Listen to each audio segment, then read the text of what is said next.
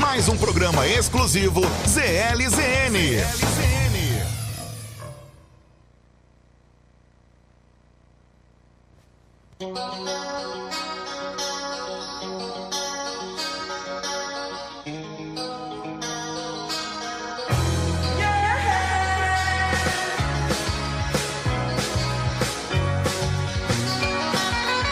Eu não consigo acreditar que eu resisto.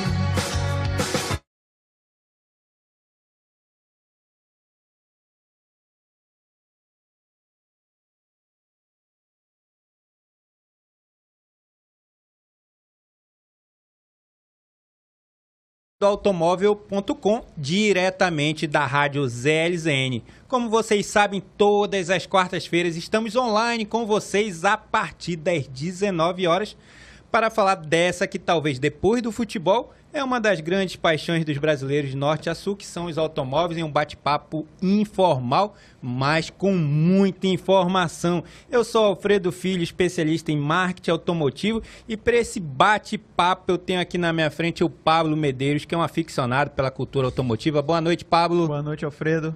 Boa noite.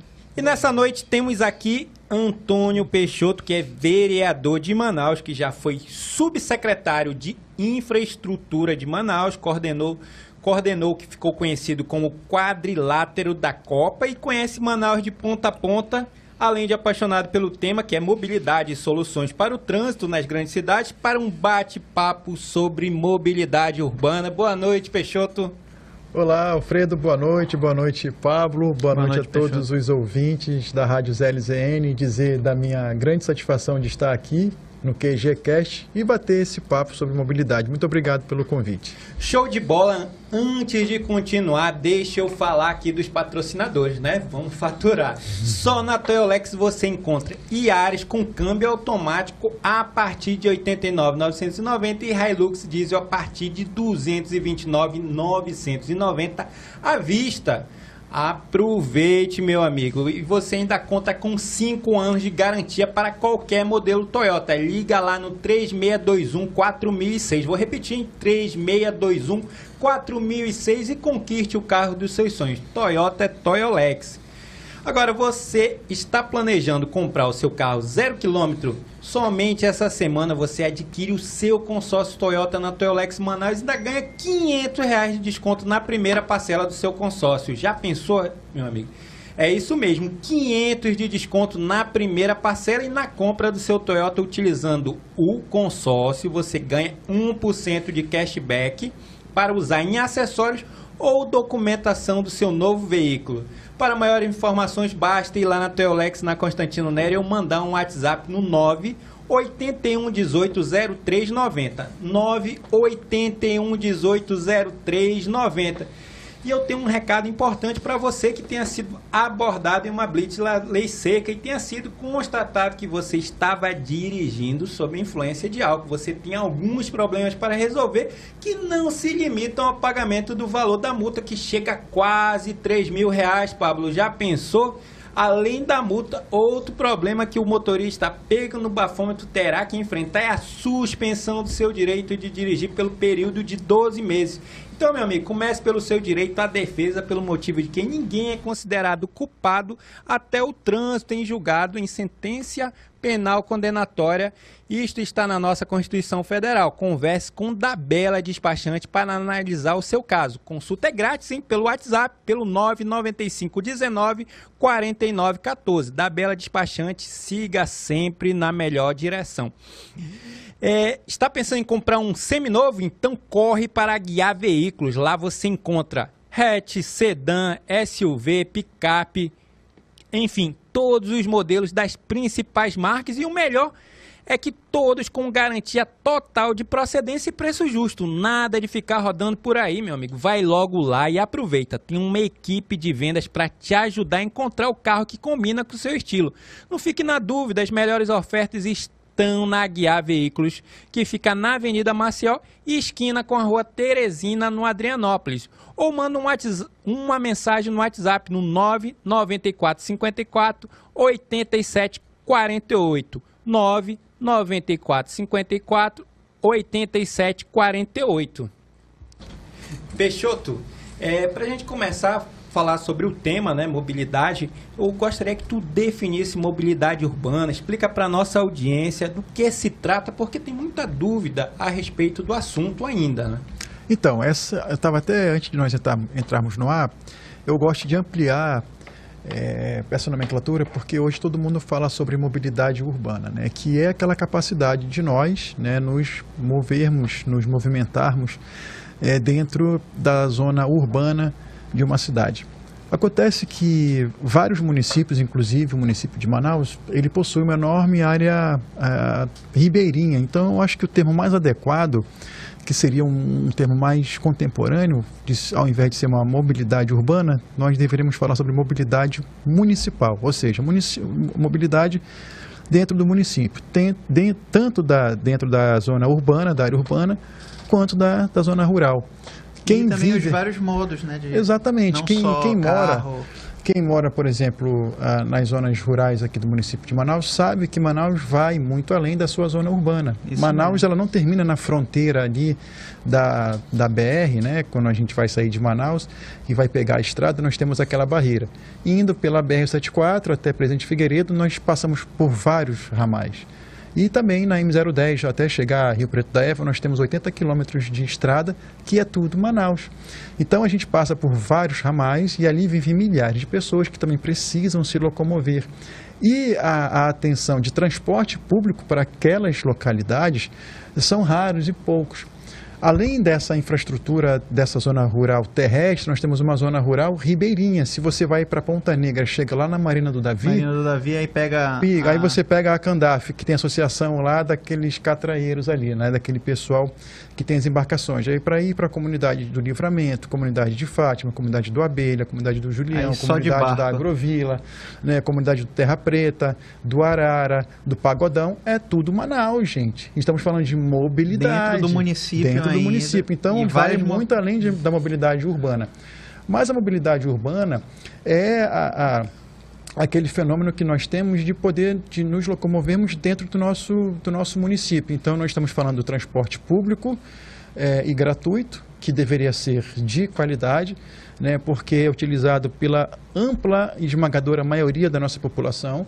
São aquelas pessoas que pegam ônibus, tanto o ônibus do transporte público, quanto os executivos, os alternativos, e agora que teve uma modificação, inclusive, acho que hoje teve uma manifestação lá dos amarelinhos também, né? E tem os executivos, tem os alternativos, que são os amarelinhos, tem os executivos e tem as linhas de transporte coletivo. Aí nós temos os transportes por aplicativos, que são os Ubers, são os táxis, são os 99, e também quem faz o uso de veículo automotor, que seja moto, que seja carro, e, por fim, e não menos importante, a mobilidade ativa, que está inserida na mobilidade urbana, que são aquelas pessoas que se locomovem por meios próprios, que não seja por motor automotivo, né? Que não seja por motor, que é a mobilidade do ser humano, que é quem anda de bicicleta, quem anda de patins, quem anda de skate, e que segundo as pesquisas, são 4% da população. 4%? 4% que utiliza bicicleta. E a bicicleta, dentro da nossa sociedade, ela tem basicamente 3 usos. Talvez o mais importante seja o uso como meio de transporte, você utilizar-se da bicicleta como meio de transporte, para você ir para o trabalho, para você ir para a escola. Então, usar a bicicleta como meio de transporte. Mas também tem aquele uso esportivo, que no caso eu sou um praticante da bicicleta como uso esportivo, eu sou um ciclista esportista. Então, toda manhã, na terça, na quinta, no sábado e no domingo, eu saio de casa, eu coloco a bicicleta dentro do carro e vou treinar nas ruas de Manaus. Eu vou lá para Ponta Negra e faço meus treinos de 5h30 até 7h30 da manhã, na Ponta Negra, eu e dezenas de ciclistas esportivos, que utilizam da bicicleta como um esporte. E tem aquelas pessoas que fazem uso recreativo, que são as famílias que vão para os parques, vão para aquelas vias que tem na Ponta Negra, né? Como é que eles têm um nome que eles dão agora que me fugiu? Ciclofaixa? Mas são aquelas coisas, aquelas faixas liberadas. A faixa liberada. Faixa liberada, né? Quarta-feira e domingo, pessoal, né? Isso, aquele pessoal que vai para o passeio do Mindu, que utiliza a bicicleta, mais como uma recreação. E as crianças, né? Os adultos que vai dar um passeio de bicicleta despretensioso. Então, tudo isso faz parte da mobilidade urbana, vamos assim dizer, ou da mobilidade municipal. Então, a mobilidade, ela faz parte de nós, a capacidade de nós nos locomovermos dentro do nosso município. Então, ela precisa ser inclusiva. Ela não pode ser excludente. Ela não pode ser aquela mobilidade que vai favorecer apenas um modal, ou seja, um meio de transporte, um modo de transporte. Ela tem que favorecer a todos.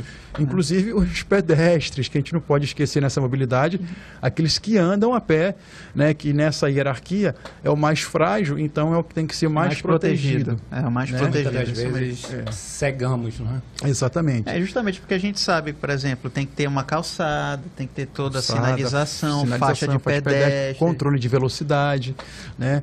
Então a gente talvez fale sobre isso, né, nessas questões.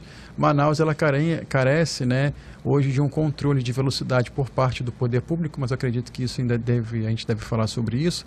Mas a mobilidade, no meu ponto de vista, a mobilidade municipal, ela perpassa por todos esses fatores que a gente colocou. Que o senhor falou, né? Aí, assim, o senhor teve experiência como secretário, né, na CEMINF, né? E aí o senhor consegue ver uma solução para tornar Manaus uma cidade melhor? Sim, nós temos que avançar muito. Olha, a solução, ela existe, ela é possível, é viável, só que ela precisa de um tempo para ser colocada em prática, principalmente quando falta caminhar muito nesse sentido. E Manaus, ela precisa caminhar muito nesse sentido das soluções. Por quê? Quando a gente compara Manaus com as capitais brasileiras, com os centros urbanos, nós vamos ver cidades como Rio de Janeiro, como São Paulo, como Curitiba, como Porto Alegre, que são cidades que ainda têm um trânsito, mas se você for verificar, a capacidade deles de se adaptar, de querer melhorar a sua mobilidade, ela é constante. A cidade, Alfredo, eu costumo dizer que é um organismo vivo em constante movimento. Essa, para mim, é sinônimo de cidade. Ela está sempre mudando em movimento o tempo todo. Principalmente Manaus, que é uma cidade-estado. É um município que ela sozinha detém mais da metade da população do estado amazonense. Então, o estado inteiro vem para Manaus, né? As pessoas saem dos seus interiores, dos seus municípios, para vir procurar uma vida melhor aqui no município. Então, o município de Manaus é uma cidade que sozinha detém mais de 50% da sua população. Fora dos estados vizinhos de outros, as cidades vizinhas, dos estados vizinhos, por exemplo, das cidades do Pará, que são mais próximas de Manaus do que de Belém. Então, esse pessoal vem todo para Manaus. Oeste do Pará. Né? Jutaí e aquelas cidades mais próximas daqui, da fronteira com o Amazonas. Muito bem. Então, assim, soluções existem diversas. Nós temos passagem de níveis, nós temos viadutos, nós temos rotatórias, nós temos soluções de engenharia. A engenharia, ela tem solução para quase tudo nessa vida, principalmente na infraestrutura rodoviária, na mobilidade. Acontece que isso demora. Por quê? Porque tem um orçamento a ser executado e um tempo para essas obras serem executadas. Então, a gente precisa ter um ponto de rompimento, um ponto de partida onde o poder público, o executivo, a cada ciclo de mandato, a cada 4 anos, busca essa melhoria. Por quê, Pablo? Se a cidade, se é verdade que ela é um organismo vivo, em constante movimento, ela está o tempo todo se atualizando nos seus problemas, nos seus desafios. Então, o poder público tem que ter uma velocidade de busca de melhoria maior do que a cidade de aumentar os seus problemas. Então, se o município, ele, nessa busca de soluções, ele busca soluções numa velocidade menor, não vai ter poder público, não vai ter prefeitura, não vai ter mandatos de 4 anos que vai conseguir resolver esse problema. Justamente. Como não vai ser possível resolver os problemas nos seus 4 anos, mas nesses 4 anos nós temos que avançar de uma velocidade de tal maneira que depois desses 4 anos a gente avance muito mais do que os problemas criados pela cidade. E a cada ciclo de 4 anos a gente consiga ser mais rápido, mais veloz do que os problemas que são colocados vão aparecendo. E aí, mandato após mandato, depois de 1, 2, 3 ou 4, sei lá, 5 mandatos, ou seja, no horizonte de 20 anos, a cidade esteja preparada para todos os seus problemas de mobilidade. Então, agora, isso tem que ter planejamento, tem que ter estratégias, tem que ter compromisso e principalmente continuidade de um poder de um dirigente público para o outro, porque uma coisa, um começa, o outro não continua e aí fica... Isso é importante, essa foi questão o Alfredo que lado. Fez, então eu que vou agora assumir, não quero continuar eu sou continuidade. Rival do X, aí depois Y, é o Pablo que entra e depois... Aí o que acontece? Não tem continuidade, não tem aquele pacto de prosperidade, aquele pacto assim, ciclo positivo, então a gente vive ciclos de 4 anos ou no máximo de 8 e acabou. Tu tocou em 2 pontos, né? Imagina, esse da continuidade, que eu ia até te perguntar, mas da questão, tu tocou em prazo, né? Tu disse 20 anos. Tu acha que o projeto de Manaus para ela chegar a ser nota 10 nesse quesito de mobilidade urbana, tu acha que a cidade precisa de 20 anos de um projeto de 20 anos? Não, porque isso foi só apenas um exemplo para mostrar pela tua experiência. Não, dá para se chegar num prazo muito menor do que isso. Dá para se chegar num prazo, sei lá, de 2 mandatos ou no máximo 3 mandatos. Vamos lá, 12 anos. Com vontade política. Se você fizer um retrocesso dos últimos 20 anos, isso vai dar 2002, né? Nós estamos em 2022. Se de lá de 2002 para cá os governantes, tanto os estaduais quanto os municipais, tivessem um pacto, né, continuidade, um pacto para a melhoria, por exemplo, um pacto da mobilidade, e a cada gestor ele tivesse que ser signatário, né, assinar aquele pacto de que ele ia fazer alguma coisa pela mobilidade, e a cada ciclo, eu tenho certeza que a gente já tinha vencido muito. O problema é a gente não ter isso e não começar nunca. Então, a gente, se da velocidade que está, do jeito que está, vai se passar 20 anos e não vai mudar nada. Vai só piorar. Mas, assim, uma pergunta. Eu vou perguntar mais como leigo. O plano diretor, se eu tivesse um plano diretor, eu conseguiria forçar essa situação? Porque o plano diretor ele já existe, ela é uma lei existente, é uma lei vigente, só que ela dá parâmetros, assim, balizadores de como deve ser, por exemplo, o tamanho, porque o plano diretor, ele não é só sobre mobilidade, para isso teve o PlanMob, que é o plano de mobilidade urbana. O plano diretor nada tem a ver com o plano de mobilidade, entendeu? São coisas separadas, porque o que reza o plano diretor? Um recuo de uma calçada, a largura máxima e mínima de uma calçada, se tiver que ter, por exemplo, um empreendimento, esse empreendimento ele tem que ser licenciado dentro daqueles parâmetros do plano diretor, em termos de drenagem, em termos de impermeabilização do solo, em termos de rede de drenagem, é isso que serve o plano diretor. A altura do prédio, impermeabilização do solo, o uso do solo. O plano diretor ele só trata disso, ele não vai tratar da mobilidade. Por isso que existe o plano. Em 2015 teve o PlanMob. É como se fosse um plano diretor de mobilidade. Que ele já foi aprovado em 2015, isso tem 7 anos, mas nada do que. Não, para não ser também injusto. Mas quase nada do que foi colocado ali é colocado em prática. Por quê? Porque parece que a cada gestão você quer colocar a sua marca independente do que está escrito ali. Você quer deixar a sua marca como se você fosse o gestor que marcou a história. E o PlanMob, ele vai dizer quais são as diretrizes para a mobilidade. Nós temos que dar atenção ao transporte público e gratuito. De que maneira? Ele reza de que maneira deve ser colocado, né?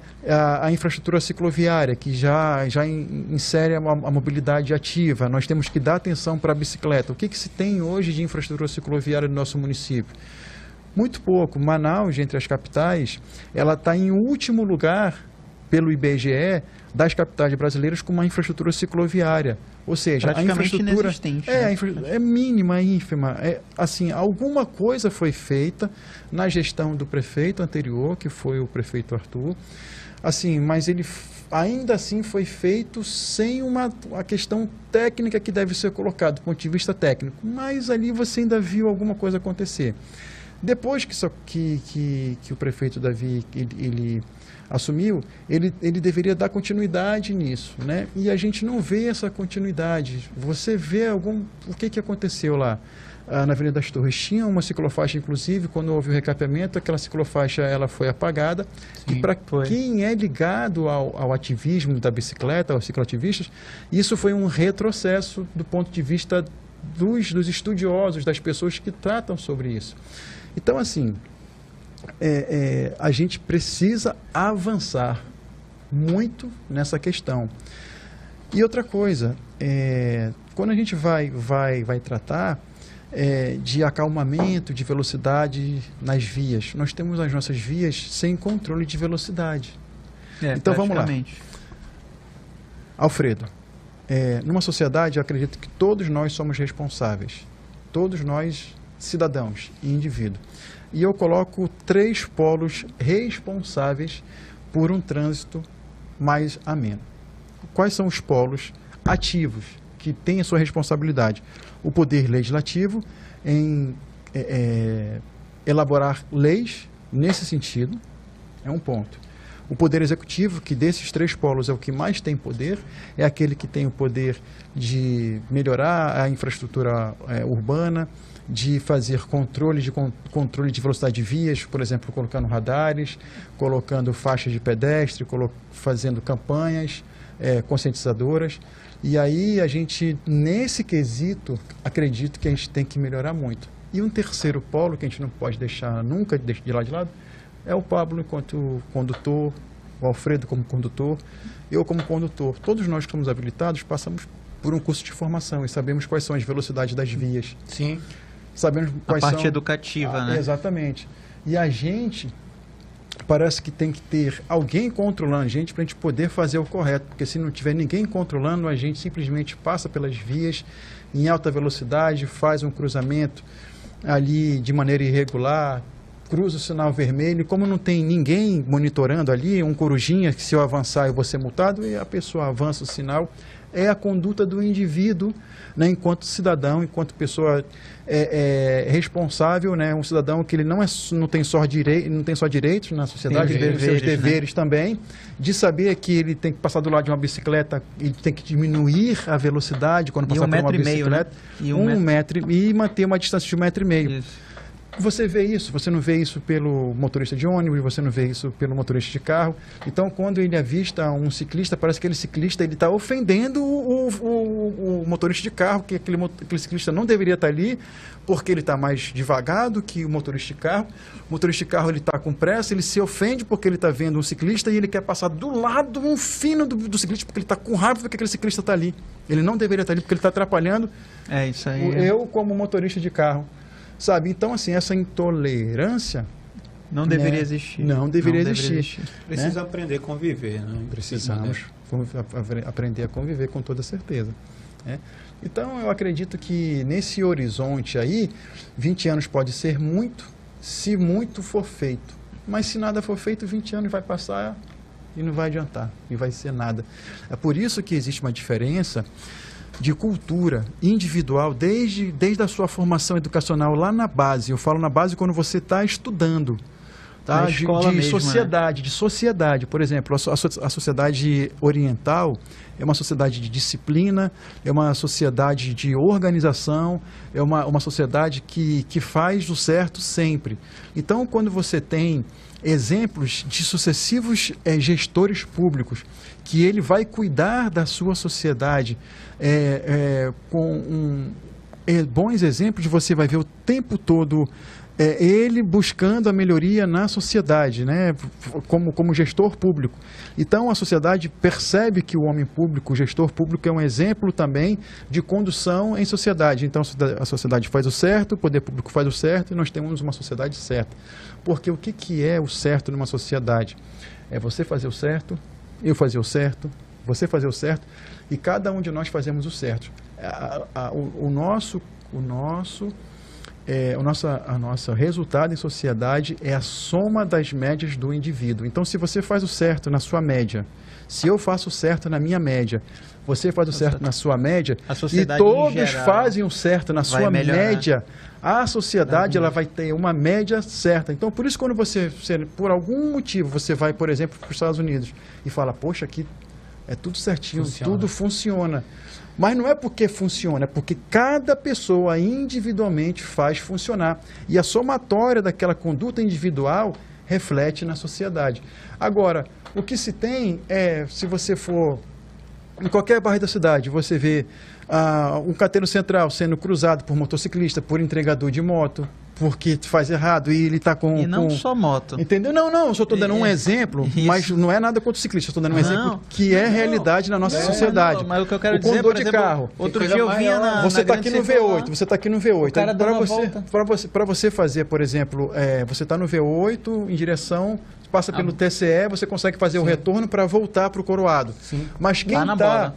está lá no Detran, para voltar, ele teria que vir até a rotatória do Coroado para voltar. Mas a pessoa vai naquela contramão, naquela rotatória dali do TCE e faz uma conversão ali proibida. Diariamente. E faz rapidamente. Não, mas aqui eu estou rápido, estou com pressa, eu faço ali rapidamente. E aí vai fazendo. E isso vai tornando tão comum na nossa sociedade que parece que não é transgressão fazer isso. Tem absurdo, Sabe? imagina, a gente viu aí do micro-ônibus na Zona Leste, cara atravessando o meio, o micro-ônibus.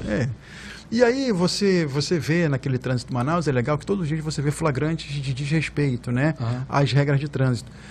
Teve na Avenida do Turismo, o condutor estava filmando na contramão e o carro foi embora. E se você filmar aquela pessoa lá, aquela pessoa ainda vai querer te ameaçar, vai dizer que é um absurdo e ela está completamente errada, mas na cabeça dela ela está certa. Em alta velocidade, ele estava em alta velocidade. Então, assim, as condutas individuais refletem na nossa conduta em sociedade. Se a nossa sociedade ela vamos lá, desrespeitosa, porque individualmente nós também desrespeitamos. No caso, assim, a gente sabe, né, que há essa animosidade. Eu vou chamar animosidade porque né? E ainda mais contra os ciclistas, né? Não só ciclistas, que são, vamos dizer assim, os mais frágeis, né? Mas contra motos também. Hoje em dia a gente já vê um pouco menos, mas eu me lembro que quando Manaus teve aquele boom da moto, né? Gente, como que o ciclista ele era ofendido, marginalizado, ele era, né, pelos condutores dos veículos. Então você tinha realmente uma hostilidade, a palavra é essa, ele era hostilizado. Eu falei animosidade porque a gente vê vários casos hostilizado. Aí. Como que o ciclista ele era hostilizado? Mas já se tem tanta motocicleta que hoje ela já está inserida dentro desse contexto do trânsito. Por ter menos bicicleta, hoje o ciclista é o mais hostilizado dentro desse organismo trânsito, né? Mas o senhor acha que isso ocorreu porque houve um aumento muito grande de carros? Porque a gente sabe, a gente vive numa cidade, como o senhor falou, uma cidade-estado, aqui é bem diferenciado, as distâncias são grandes, e assim, não deixa de ter uma cultura de você ter um carro para poder ir de um lado a outro, né? Aí a economia melhorou ali no início da década de 90 e houve aquele boom de carros em Manaus.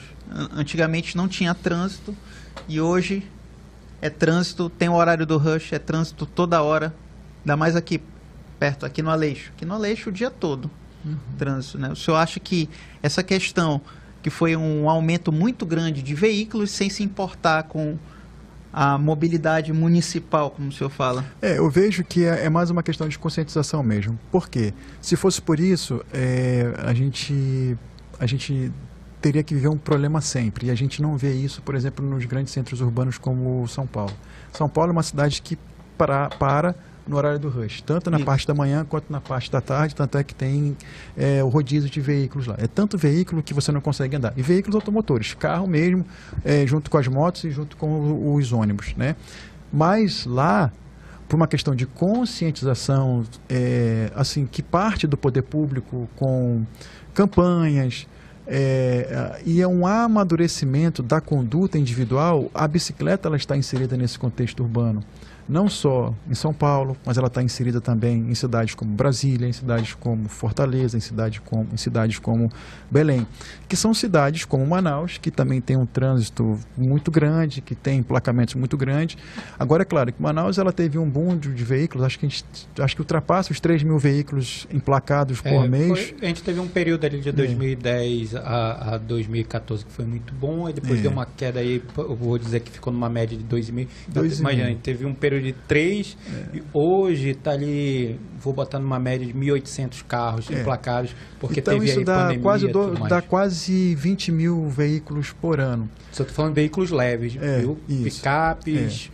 Então, quando você coloca todo mundo, se a gente ultrapassar ali os 2.500 mês, Sim, utiliza ali 30 mil veículos ano. No horizonte de 10 anos são 300 mil veículos, no horizonte de 20 anos são 600 mil veículos. E como a gente teve esse boom aí em uma década, então acho que a gente chegou a 700 a 800 mil veículos hoje numa cidade. Uma cidade que tem as mesmas larguras de ruas, que tem os mesmos logradouros. Então, assim, 30 anos atrás, uma de João Batista era uma avenida enorme. Hoje ela é uma avenida muito pequena, né?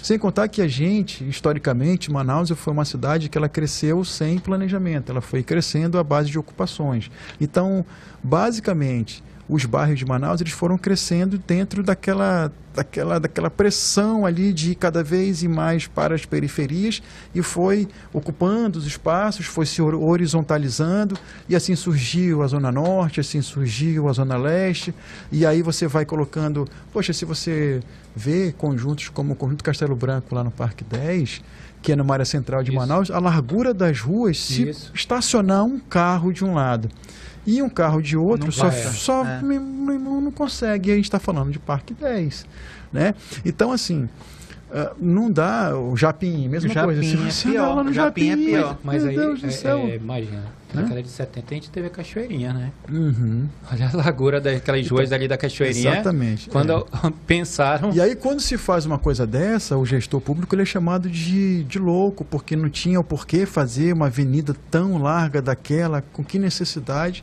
E aí você vê que 20 anos depois, 30 anos depois, ela ainda são das poucas ruas que ainda consegue dar vazão ao seu trânsito lá da área, né? Então, assim, a gente precisa pensar num longo prazo e agir, assim, pensar no longo prazo, mas agir no curtíssimo prazo para que essas coisas, voltando lá atrás na tua pergunta, que no horizonte de 20 anos a gente consiga ter um horizonte de ganho muito grande, porque vai ser sempre o cachorro correndo atrás do rabo, só que a gente tem que ter a capacidade de prover soluções, né, de trazer soluções maior do que a cidade tem de criar os seus problemas. Porque senão, se a gente não conseguir, vamos lá, eu estou criando soluções e eu estou criando problema, mas se eu crio soluções maiores do que a capacidade que a cidade tem de apresentar seus problemas, eu vou melhorando ao longo dos anos. Mas se eu vou criando soluções e a cidade só com seus desafios aumentando, eu estou assim, eu não vou conseguir chegar nunca. Então vai passar 5, 10, 15, 20 anos que a gente vai ter uma cidade... Nunca vai resolver, Nunca vai resolver. Então essa capacidade de resposta do poder público, principalmente do executivo municipal, do executivo estadual, né, não só na mobilidade, mas na educação, na saúde, na segurança, ela tem que ser muito mais veloz do que a cidade tem de apresentar os seus próprios problemas dentro dessas áreas, porque senão o poder público ele não vai conseguir vencer nunca, ele vai ficar sempre retórica, em época de campanha bonita, né? Sim. E o que se espera na realidade mão a gente de não obra vê. mesmo, execução, mão na massa mesmo, fica para trás. Peixoto, tem algum projeto seu na Câmara que trata sobre isso? Tem. Como eu falei, eu estou hoje direcionado a tratar a mobilidade de uma maneira geral, né? De uma maneira assim, de uma maneira ampla. É isso que eu percebi, de uma maneira ampla, bem muito mais ampla do que alguns macro, que eu percebo que... bem macro. Agora acontece que a gente tem que ter um ponto de partida, porque se a gente não consegue fazer o todo, a gente vai trabalhando localmente para pensar genericamente. Então a gente age em questões pontuais para chegar micro, depois para chegar nas questões macro. Tem uma lei já aprovada que cria aqui em Manaus as APCCs, que são as áreas de proteção aos ciclistas de competição, que era um pleito, era uma lei que Manaus não tinha. Essa lei ela é rara no Brasil, são poucos os municípios que têm essa lei aprovada, mas o Rio de Janeiro já tem, né? A de Curitiba já tem, Brasília já tem, cria as áreas de proteção aos ciclistas de competição, que o ciclista de competição, por exemplo, se você vê um ciclista de competição andando na rua, ele só pode andar na rua, ele não pode andar na ciclofaixa, porque a ciclofaixa ela é para mobilidade, ela não é para treino de competição. Então, se uma bicicleta ela vai andar, se um ciclista de competição ele vai andar na ciclofaixa, ele só pode andar ao máximo de 20 km por hora, que é a velocidade máxima de uma ciclofaixa. Ele não pode andar acima de 20 km por hora numa ciclofaixa, então ele vai ter que andar aonde? Na rua mesmo. Na rua. Junto com os carros. Junto com os carros. Só que aí tem que ter uma área de proteção. Por isso que a gente colocou áreas como ali a Natan Xavier, no Novo Aleixo, certo. Né, e tem a continuidade que hoje é a Avenida Alphaville, que interliga ali, né? Isso, que interliga até ali o Novo Aleixo, até lá a Zona Leste. Aquela é uma área de proteção ciclista. A Ponta Negra, a mesma coisa. Dentro do município. Assim, quiser assim, aí eu puder levar isso para outros locais. Eu quero entender assim, o que significa exatamente isso. Há uma sinalização? Isso, o que é? É uma área específica que é reservada para o treino de bicicleta, ao treino esportivo de bicicleta. Então vocês podem treinar nessas áreas? Isso. O que está carente, ainda pendente, de um decreto governamental para justamente fazer essa sinalização. A lei foi aprovada, mas ainda não houve um decreto por conta do executivo para que a gente, por exemplo, possa treinar ali com essa segurança que a lei já prevê. Então ela foi aprovada, mas o IMMU ainda não, ou a prefeitura ainda não editou um decreto para dizer que, sei lá, terças, quintas, sábado e domingo, no horário de 4 da manhã até 6 da manhã, a Ponta Negra ela vai ficar reservada uma faixa para o ciclismo de competição. É isso que está faltando. Mas a lei ela já existe e está pendente dessa ação do Poder Executivo. Já tive uma conversa com o Paulo Henrique nesse sentido e eles estão vendo de que maneira isso vai ser colocado, porque já é uma lei, então eles têm que trabalhar isso. Então, respondendo a tua pergunta, a gente tem essa questão. Uma outra questão também, que eu criei uma semana de conscientização no trânsito ao ciclismo, porque assim, a gente fica dependendo do quê? Da ação do governante que vai estar na gestão lá da prefeitura. Se ele achar que tem que fazer a campanha, ele faz. Se achar que não tem que fazer a campanha, não faz. Então a gente cria uma lei e agora todos que estão lá têm que criar essa semana de conscientização. Então na semana do dia 19 de agosto, que é a semana do ciclismo, né? 19 de agosto é o dia municipal do ciclismo, 25 de agosto é o dia nacional do ciclismo. Então nessa semana do ciclismo, 19 e 25, tem que ser uma semana de conscientização para que todos os condutores de moto, de carro e de ônibus, né, de caminhão, etc., de veículos automotores, tem que entender que a bicicleta ela é um veículo que está lá previsto no Código de Trânsito Brasileiro, que ela pode transitar nas vias públicas de qualquer lugar de maneira inserida, sem ser ofendida. Então, a gente tem que ter essa conscientização. Isso tem que partir do poder público, porque achar que o indivíduo ele sozinho vai se conscientizar, a realidade ela é um pouco diferente do que a gente gostaria, entendeu? Então, assim, eu tenho nesse sentido. Porque muitas das coisas a gente só pode propor por indicação. Eu não posso legislar sobre algumas coisas porque são de matérias exclusivas do próprio executivo. Eles que têm que mandar para a Câmara. Não pode a gente legislar sobre alguns temas porque gera despesa. E aí é aquela questão de invasão de competência. A gente vai estar invadindo uma competência do Poder Executivo, aí não pode, tem vício de iniciativa, e aí a lei ela é ilegal. Isso é bom até que tu está explicando para a nossa audiência entender até onde tu pode ir, quais são os limites. A gente pode criar algumas obrigações, mas a criação de obrigações elas são assim muito restritas, porque a gente não pode criar muita obrigação para o Poder Executivo do ponto de vista de lei, porque se isso for gerar despesas para o Poder Executivo, a gente tem que dizer de onde que vai vir essa fonte de receita. Então, se a gente não disser qual vai ser a fonte de receita, essa lei ela é considerada ilegal, entendeu? Então, você tem que tratar isso daí. É por isso que é melhor vir do Executivo, ser uma iniciativa do Executivo, que manda uma mensagem para o Legislativo para que a gente possa aprovar, entendeu? Certo. Então, tocou nessa questão, nessas áreas de... Rapidinho aqui, Alfredo. Tocou nessas áreas de proteção ciclista, né, esportivo. já falando da questão da pouca quantidade de ciclofaixas, a gente sabe que isso ocasiona muitos acidentes, né? E acidentes graves, muitos óbitos, como a gente vê nas notícias sempre. Então, assim, enquanto não há uma política definitiva para essa questão das ciclofaixas, o que o senhor acha que podemos fazer para minimizar esses acidentes, essas mortes? É campanha de conscientização. Semana passada, tem 2 ou 3 semanas, um ciclista ele foi atropelado lá na Avenida do Futuro. Sim. Por uma S10, por uma condutora. Só que lá está sinalizado como uma ciclorrota, ou seja, uma rota de bicicleta. Sinalizado, está lá no chão, pintado. E tem um vídeo, o vídeo é muito forte. O vídeo mostra, acho que é de uma concreteira, inclusive, isso, aquele vídeo. É esse mesmo. Mostra o ciclista passando no bordo, ou seja, do ladinho da pista, do lado direito, na faixa dele, na mão dele. Aí vem a S10 numa velocidade assim extraordinária. Passa assim. Como se fosse nada. Como se não... E aí a alegação da condutora é que ela se assustou porque parece que estourou alguma coisa dentro do carro e tal. Ou seja, se ela tivesse pelo menos dirigindo na velocidade máxima permitida pelo Código de Trânsito Brasileiro, que em vias que não sejam principais ali, que fosse 40 por hora, ela poderia ter condições de frear, mas isso foi a alegação dela. Não estou falando que ela está falando a verdade, que ela está mentindo, não posso fazer nenhum tipo de julgamento de mérito sobre essa questão, mas o que se vê nas imagens é um veículo em alta velocidade que simplesmente passou por cima de um ciclista e a pessoa morreu.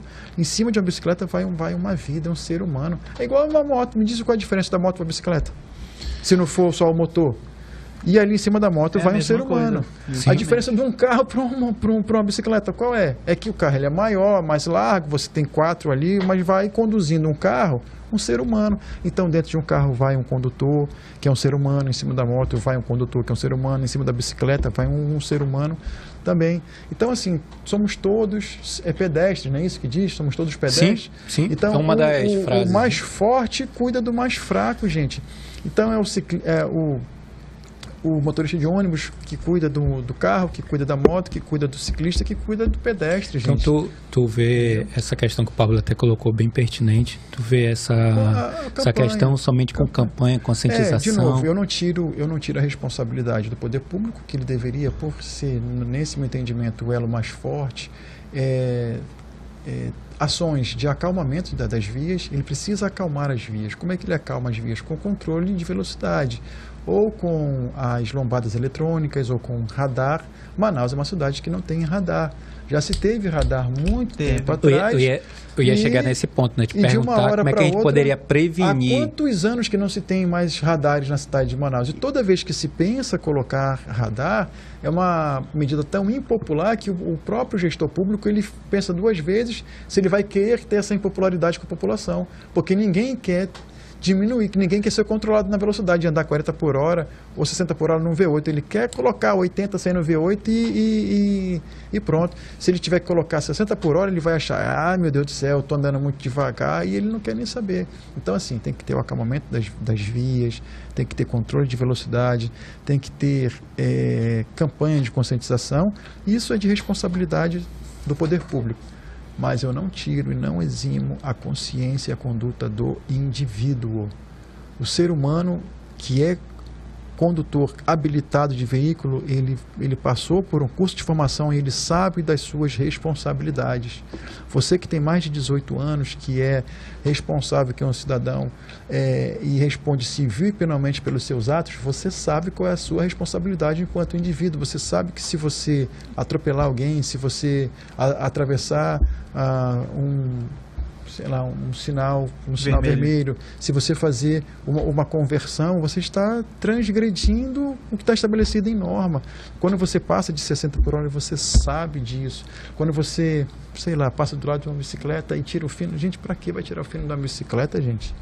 Sabe, e é uma coisa assim... respirar fundo que... Não, é uma coisa assim impressionante, que você não consegue entender. 6 horas da manhã, eu começo a treinar entre 5 e 5 e meia. E treino até mais 7, 7 e meia. 6 horas da manhã, e a gente está lá próximo da Mariana Davi. Um carro, que vai fazer o seu frete lá, mais 6 horas, ele passa do lado assim, e passa de um jeito assim que a gente, meu irmão, a pessoa se ofendeu porque os ciclistas estão lá treinando.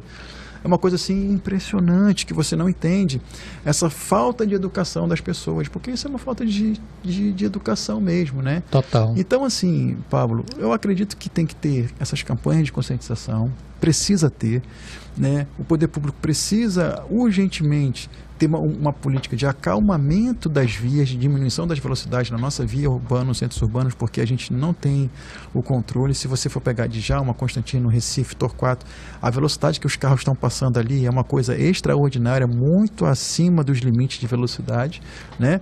Essas campanhas de conscientização e se o poder público não faz o papel dele, nós indivíduos podemos fazer o nosso, que é respeitar as leis de trânsito. Pelo menos isso, né? Eu ia chegar nesse ponto, né, de perguntar para ti como, até mesmo a tua visão como ciclista, né, que você que treina, poderíamos prevenir, mas tu já até colocou dessa questão do radar, da falta de lombada eletrônica na cidade. Tu acha que, lógico, além da conscientização, mais uma vez, que eu acho que é o princípio básico, que se cada um fizesse sua média, não teria necessidade de se pensar em radar, lombada eletrônica, não é? Qual é o caminho que tu acha que a gente pode fazer e ter para prevenir? Os mecanismos. Assim, é cada um fazer a sua parte. Eu acredito, de novo, que o poder público, que pode o mais, ele precisa realmente assumir essa responsabilidade como o detentor do maior poder de execução nesse sentido, né? Só para vocês terem uma ideia, lá na Avenida das Torres, eles estão fazendo uns testes com mais faixas de pedestre que tem o poste e aqui em cima tem uma iluminação, umas luzinhas, uma iluminação que ela ilumina, inclusive. Isso. Meu amigo, você pode ver que até o condutor ele passa vazado naquilo ali. Passa e quando ele vai ver tá na frente ali, já está em cima. E está lá iluminado, está lá tudo. Por quê? Educação. E aí o cara chega, quando chega fora fala, não, na cidade, eu fui, como tu falou, nos Estados Unidos, o cara para, a cidade é ótima, pisou na faixa, o cara para. Aí você fala assim, nossa, que pessoal civilizado. Não, é uma condução do indivíduo, gente. É a condução do indivíduo. Agora, isso tem que ser uma constante, tem que ser perene, porque quando você sai daqui não precisa ir para outro país, não. Quando você vai mesmo para a própria cidade como São Paulo, que é uma cidade ciclável, vamos assim dizer, que tem essa infraestrutura cicloviária muito forte, foi colocado na marra mesmo pelo poder público, porque imagina, você pega uma Djalma Batista e você tivesse que diminuir uma faixa ali para colocar uma ciclovia. Nossa, os condutores de veículos seria desastroso para os condutores de veículos, porque você ia diminuir mais ainda uma faixa, porque tem muito carro, então a gente acha que deve ser 3, 4, 5, 6, 7 e alargar cada vez mais, daqui a pouco não tem largura de via que dê jeito, porque cada vez mais carro, eu não sou nadíssima, zero contra os carros, eu sou super a favor, tenho meu carro, vou treinar de carro, entendeu? Eu tenho um carro, minha esposa tem o carro dela, então eu não sou nada contra o carro. Mas assim, os condutores de veículos, como nós falamos de uma sociedade inclusiva, todos nós temos que fazer a nossa parte. Então assim, vamos ter o nosso carro.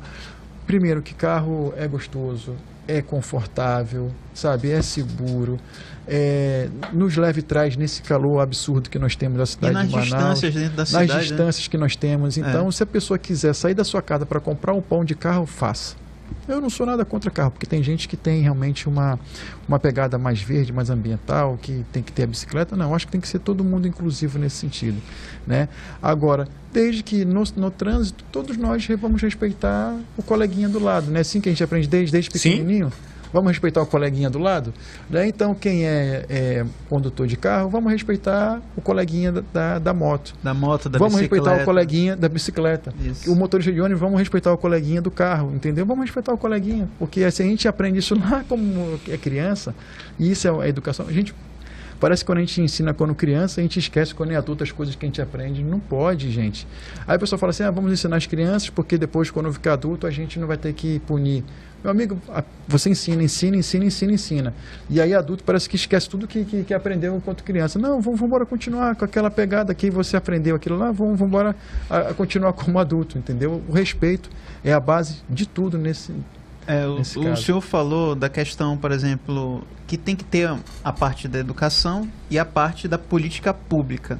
A gente está num período eleitoral e eu não vejo ninguém falar sobre essa questão de mobilidade. Eu tenho tocado na minha campanha, se vocês derem uma olhada lá na minha plataforma, eu tenho tratado essa questão da mobilidade justamente por ser um esportista nesse sentido. Então, assim, eu acredito que a gente precisa tratar, né, uma das minhas propostas, inclusive como na minha plataforma para deputado, é que ampliar essas APCCs, que são essas áreas de proteção ao ciclista de competição, para a região metropolitana. Então, todo sábado e domingo, uma enormidade de ciclista que atravessa a ponte de Iranduba e sai de Iranduba ou vai para a cidade universitária, ou vai treinar, vai até Oriaú, ou então vai até Manacapuru. É verdade, né? Gente, quando vocês passam a ponte, você tem pessoas correndo. Olha, agora vai ter uma meia maratona de Manaus agora em outubro.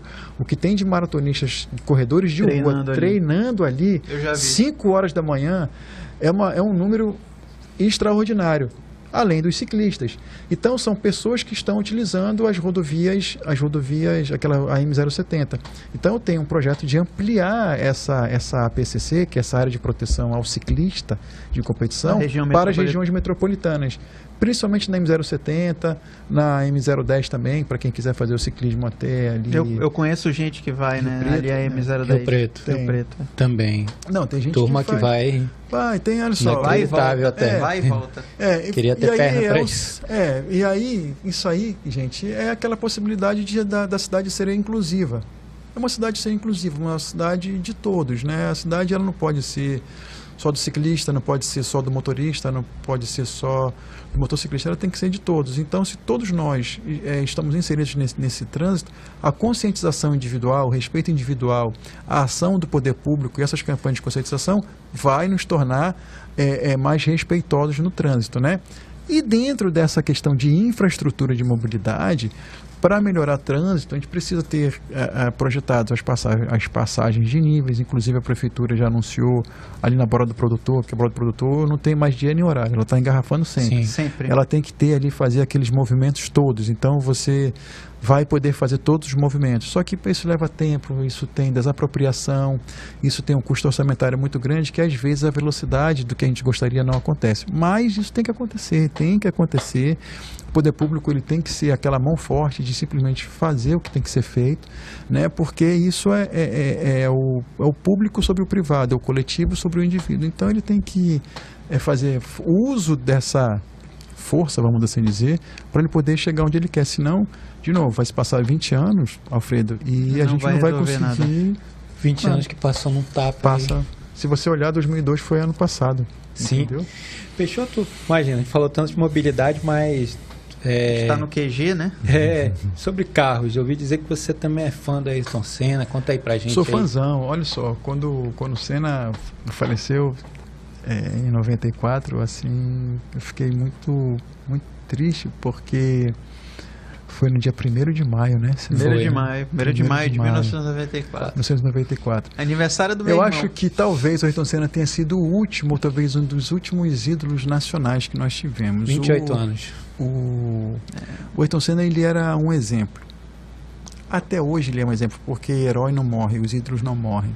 Então, as mensagens que ele deixou para a humanidade até hoje têm validade.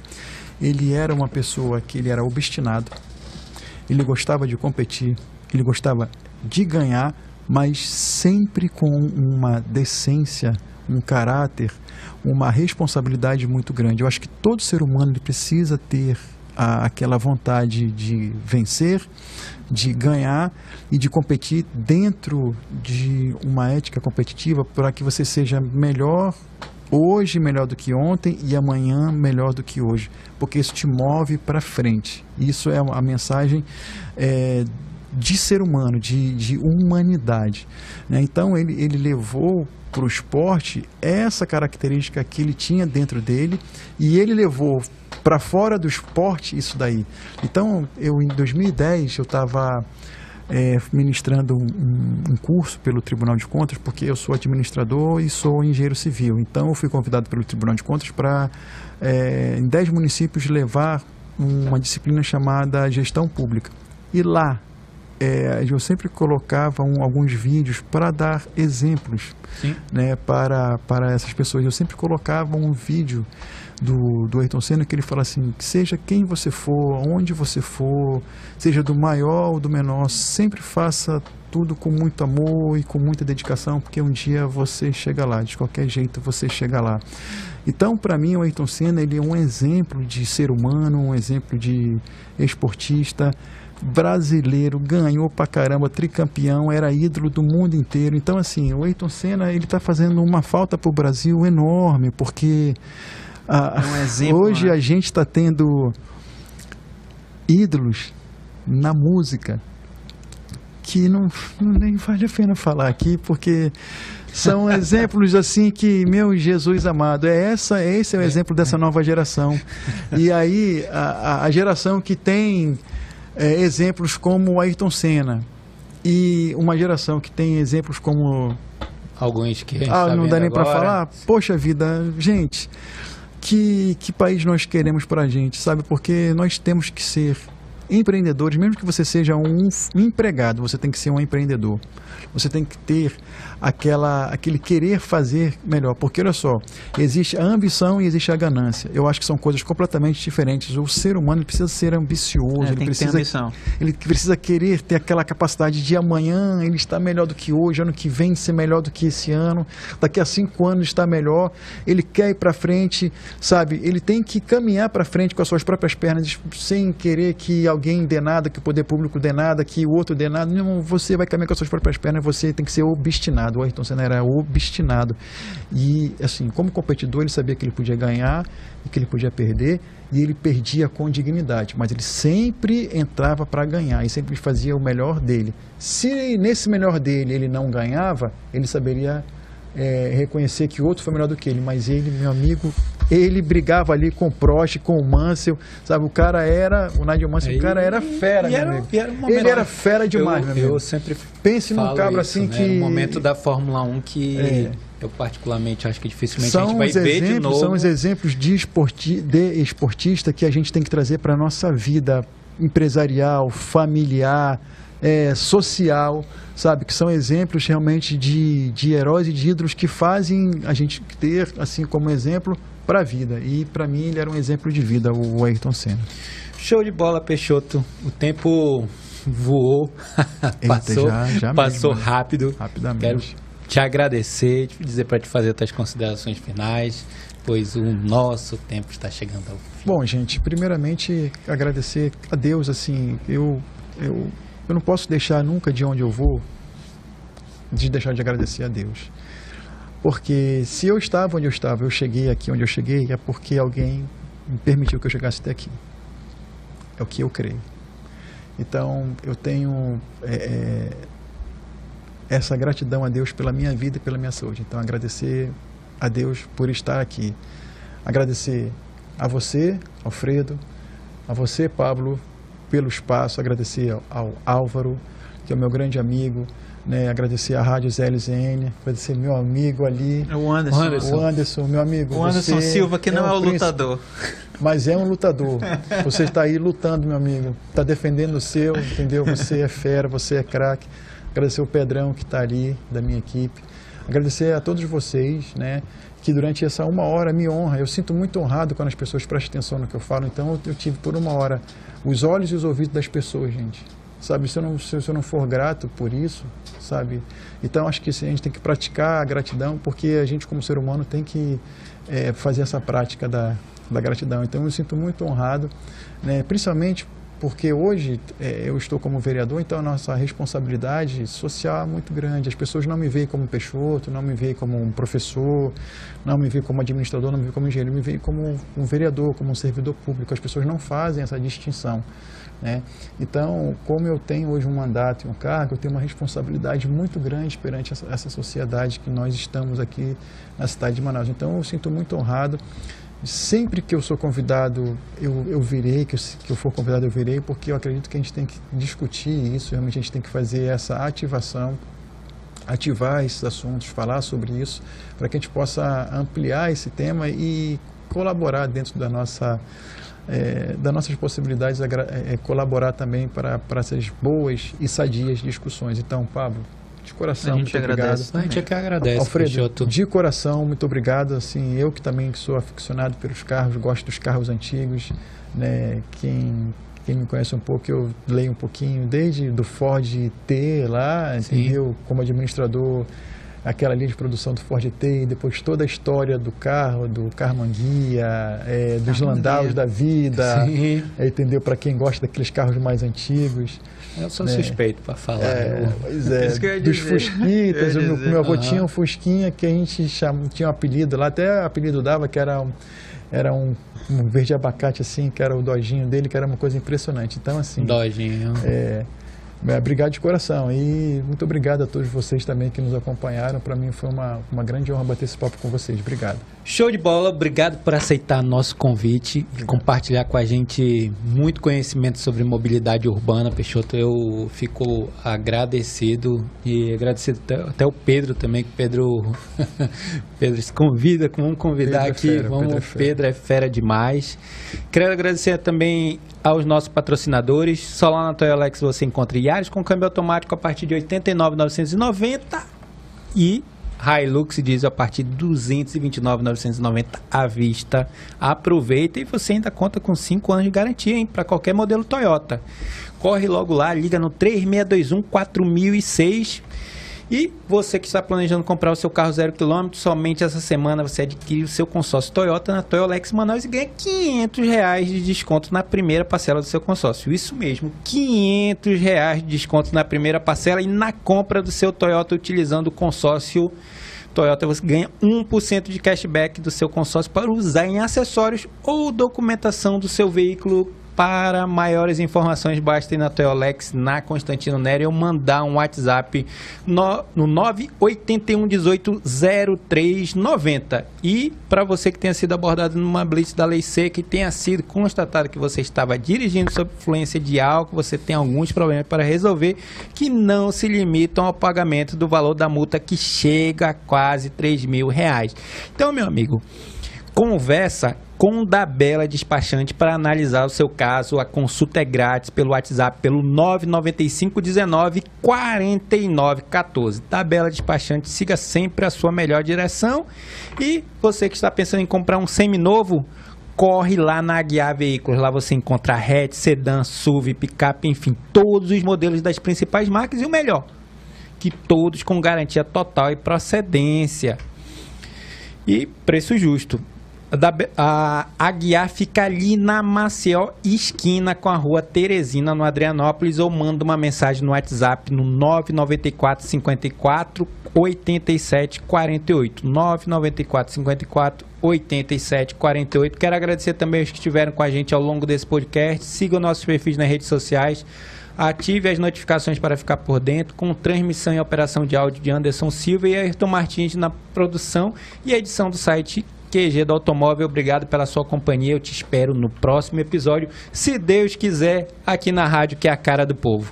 Valeu. A Rádio ZLZN rompeu as barreiras da internet e agora está na FM, com a Rádio Logos FM 87.9 em Manaus e Rádio Palmeira 102.1 em Manacaburu. Mais 2 opções para você acompanhar a melhor programação jornalística do Amapá.